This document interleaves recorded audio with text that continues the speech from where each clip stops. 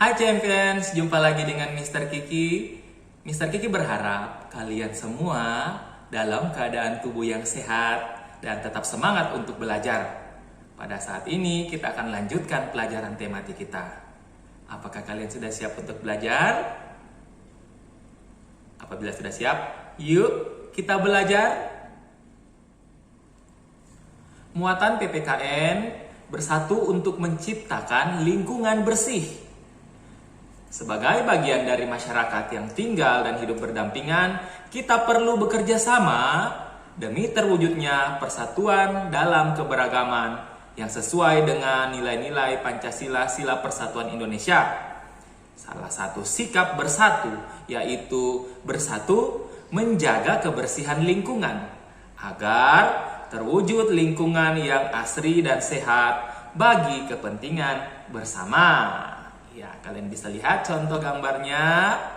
Ada beberapa orang, warga masyarakat yang bekerja sama, bekerja bakti, saling bantu-membantu membersihkan lingkungan tempat tinggal mereka ya. Selanjutnya, manfaat bersatu dalam keberagaman saat mengerjakan tugas kelompok dan membersihkan rumah. Dalam mengerjakan tugas kelompok, kita perlu bersikap toleran dalam menyampaikan pendapat dan mendengarkan pendapat anggota kelompok yang lain. Ya, jadi maksudnya di sini kita harus bersikap toleransi. Kita harus menghargai pendapat anggota kelompok yang lain dan kita juga bisa mengeluarkan pendapat kita. Ada beberapa manfaat bersatu dalam mengerjakan tugas kelompok. Yang pertama, tugas kelompok dapat selesai tepat waktu. Yang kedua, perpecahan dalam kelompok dapat dihindari. Yang ketiga, tugas kelompok dapat dikerjakan dengan baik.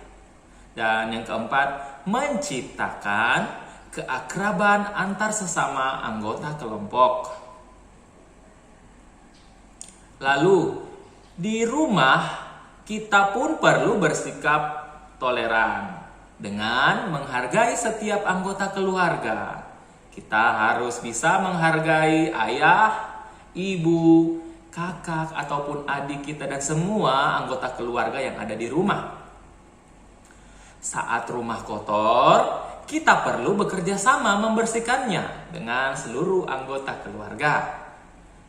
Ada beberapa manfaat bersatu dalam keberagaman membersihkan rumah. Yang pertama, pekerjaan membersihkan rumah terasa lebih ringan. Lalu yang kedua, rumah selalu bersih dan nyaman. Manfaat ketiga, setiap anggota keluarga mempunyai rasa tanggung jawab atas kebersihan rumah. Dan yang keempat, manfaatnya adalah keluarga menjadi semakin rukun. Ya, kalian bisa lihat contoh gambar di sini ada ayah, ibu, kakak dan adik yang sementara bersama-sama membersihkan rumahnya. Jadi diharapkan kalian pun dapat bersama-sama mengambil bagian bekerja sama ya pada saat membersihkan rumah dengan ayah, ibu, kakak maupun adik kalian. Materi muatan bahasa Indonesia menemukan pokok-pokok informasi berkaitan dengan musim di Indonesia.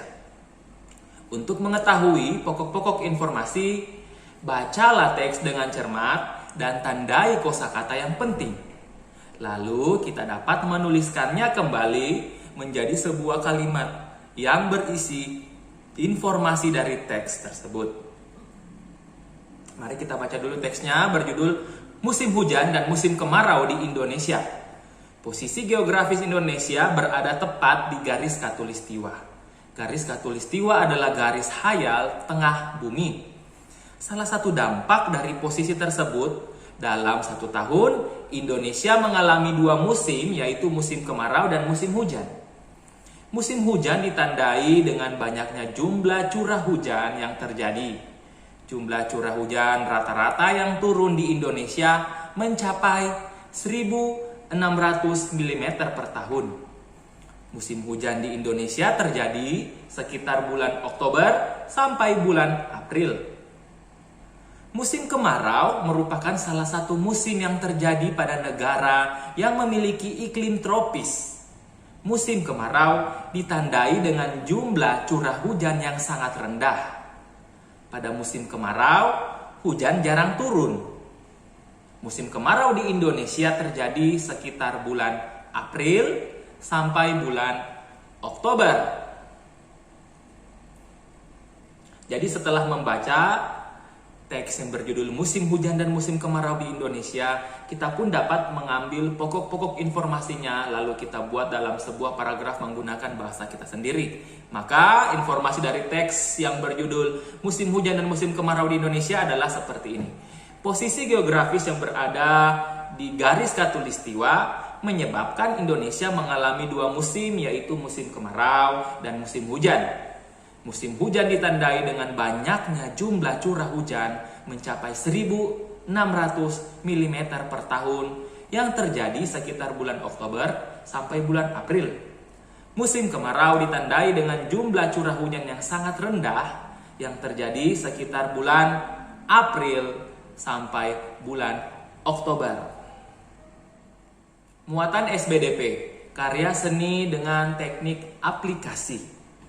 Karya seni 3 dimensi adalah karya seni yang dibatasi oleh 3 sisi, yaitu panjang, lebar, tinggi, memiliki volume, menempati ruang, dan dapat dilihat dari berbagai sudut pandang. Boneka jari merupakan karya seni 3 dimensi. Ya, kalian bisa lihat contoh boneka jari pada gambar yang telah Mr. Kiki sediakan. Selanjutnya, teknik aplikasi merupakan seni hias dengan menggunakan teknik menempel dan menjahit. Kita dapat membuat karya seni dengan teknik aplikasi menggunakan kain flanel. Kain flanel dapat dibuat hiasan berbagai bentuk seperti boneka jari, gantungan kunci, dan bros.